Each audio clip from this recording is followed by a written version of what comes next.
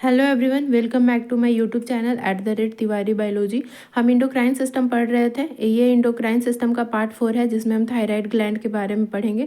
पिछले 3 वीडियो हमारे YouTube channel पे अपलोड हो चुका है, आप सब वहाँ जाके चेक कर सकते हैं। तो चलिए स्टार्ट करते हैं। Thyroid gland.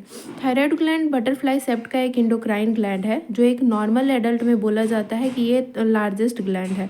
Thyroid gland play an important role in regulating metabolism, growth and development of the body. अगर लोकेशन की बात करें तो थायराइड ग्लैंड हमारी नेक रीजन में लोकेटेड होता है। It is located on either side of trachea and just below the larynx. Larynx को हम वॉइस बॉक्स भी बोलते हैं, तो ये वॉइस बॉक्स के बिलो होता है और ट्रैकिया के बोथ साइड में होता है। अगर स्ट्रक्चर की बात करें तो थायराइड ग्लैंड हमारा बाइलोब्ड स्ट्रक्चर होता है। इसमें 2 लोब होते हैं, एक राइट और एक लेफ्ट लोब, जो कनेक्टेड होते हैं आइस्थमस से। अगर लोब जो होता है वो कॉनिकल शेप में होता है और अलोंग साइड ऑफ ट्रैकिया में लाइज करता है। थायराइड ग्लैंड इनक्लोज होता है एक थिन कनेक्टिव टिश्यू से जिसको हम कैप्सूल्स बोलते हैं। अगर माइक्रोस्कोपिकली स्ट्रक्चर देखें हम थायराइड ग्लैंड के, तो हमको मिलेगा एक थायराइड फॉलिकल, फॉलिकुलर सेल और पाराफॉलिकुलर सेल और स्ट्रोमा। तो जो हमारा थायराइड फॉलिकल्स होता है वो फंक्शनल यूनिट है थायराइड ग्लैंड का। वो एक हॉलो स्पेयर होता है जो लाइंड होता है फॉलिकुलर या इपिथेलियल सेल से, और उसके अंदर जेल लाइक सब्सटेंस भरे होते हैं, उनको हम कोलोइड्स बोलते हैं। ये कोलोइड्स बेसिकली प्रिकर्सर होते हैं थायराइड ग्लैंड सिक्रेशन के, जिसको हम थायरोग्लोब्यूलिन बोलते हैं। दूसरा फॉलिकुलर सेल जो होता है वो रिस्पॉन्सिबल होता है for producing and secreting thyroid hormone, that is T3 try iodothyronine, और T4 को हम थायरोक्सिन भी बोलते हैं और टेट्रा आयोडोथायरोनिन भी बोलते हैं। पाराफॉलिकुलर सेल को कॉमनली सी सेल बोला जाता है। ये फाउंड होता है बिटवीन फॉलिकल्स और इन द फॉलिकुलर वाल में। ये प्रोड्यूस करता है calcitonin which help in calcium regulation. Thyroid gland supported होता है एक कनेक्टिव टिश्यू से, उसको हम स्ट्रोमा बोलते हैं, that contain blood vessels and lymphatic and nerves. तो अगर हम स्ट्रक्चर देखें तो ये हमारा लैरिंग्स है, ये ट्रैकिया है, और ये स्ट्रक्चर हमारा थायराइड कहलाता है। इसके 2 लोब हैं, एक राइट लोब और एक लेफ्ट लोब। अगर इसी को हम और अच्छे से देखें तो हम, ये मेरा थायराइड ग्लैंड हुआ जिसमें फॉलिकल सेल प्रेजेंट है। फॉलिकुलर सेल सपोर्टेड होता है इपिथेलियम सेल से, और इसके अंदर जेल लाइक मटेरियल भरा होता है जिसको हम कोलोइड्स बोलते हैं। और ये थायराइड ग्लैंड सपोर्टेड होता है बाई कनेक्टिव टिश्यू जिसको हम स्ट्रोमा भी बोलते हैं।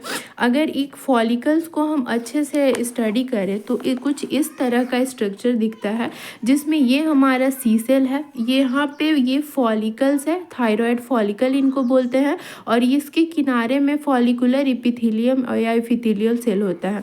इसके अंदर फॉलिकल्स के अंदर जेल लाइक मटेरियल भरा होता है जिसको हम कोलोइड्स बोलते हैं, और कोलोइड्स के पर थायरोग्लोब्यूलिन प्रेजेंट होता है जो प्रिकर्सर होता है for T3 and T4 hormone. ये सपोर्टेड होता है हमारे स्ट्रोमा से। इसके अंदर ब्लड वेसल्स, कनेक्टिव टिश्यूज, ये सारे चीज़ प्रेजेंट होते हैं। अगर हम थायराइड हार्मोन की रेगुलेशन, सिंथेसिस और सिक्रेशन की बात करें तो बेसिकली आयोडीन रिक्वायर्ड होती है for thyroid hormone synthesis. Blood में आयोडीन फ्लो करता है जो ट्रांसपोर्ट होता है फॉलिकल्स में। ये आयोडीन जो होता है वो निगेटिवली चार्ज होता है, तो आयोडीन की हम ऑक्सीडेशन करते हैं।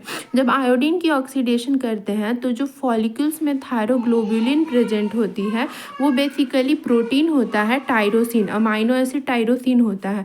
तो ये जो हमारा ऑक्सीडाइज आयोडीन होता है वो अटैच करता है टायरोसिन से। तो जब वो ऑक्सीडाइज जो आयोडीन हमारे टायरोसिन से अटैच किया तो उसको हम मोनो आयोडोटायरोसिन बोलते हैं या फिर डाई आयोडोटायरोसिन बोलते हैं। फिर यहाँ पे इसकी कपलिंग होती है, आयोडीन की कपलिंग होती है जो होती है टायरोसिन के साथ, जो MIT मोनो आयोडोटायरोसिन या फिर डाई आयोडोटायरोसिन DIT बनाती है।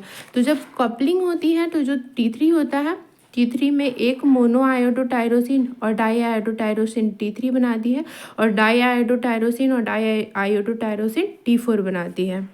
अगर हम रेगुलेशन की बात करें कि हाइपोथैलेमस थायराइड रेगुलेट कैसे होती है, तो थायराइड ग्लैंड बेसिकली रेगुलेट होता है हमारा हाइपोथैलेमस पिट्यूटरी एक्सिस से। हाइपोथैलेमस के पास न्यूरोसिक्रेटरी सेल होती है जो सिंथेसाइज और सिक्रेट करती है thyroid releasing hormone. Thyroid releasing hormone stimulate करता है एंटीरियर पिट्यूटरी को to secrete thyroid stimulating hormone. Thyroid stimulating hormone secrete act करता है थायराइड ग्लैंड पे। थायराइड ग्लैंड हमारा रिलीज करता है T3 और T4। जब T3 T4 का लेवल ब्लड में ज़्यादा हो जाता है तो ये खुद से इसके सिक्रेशन को इनहिबिट करते हैं, जिसको हम निगेटिव फीडबैक मैकेनिज्म बोलते हैं। जब भी इन हार्मोन का सिक्रेशन ब्लड में ज़्यादा होगा, ये निगेटिव फीडबैक सेंड करते हैं एंटीरियर पिट्यूटरी को और हाइपोथैलेमस को to stop its regulation secretion. अगर हम फंक्शन की बात करें तो थायराइड ग्लैंड हम लोग के मेटाबॉलिज्म में मदद करता है। It increase basal metabolic rate, enhance carbohydrate protein metabolism.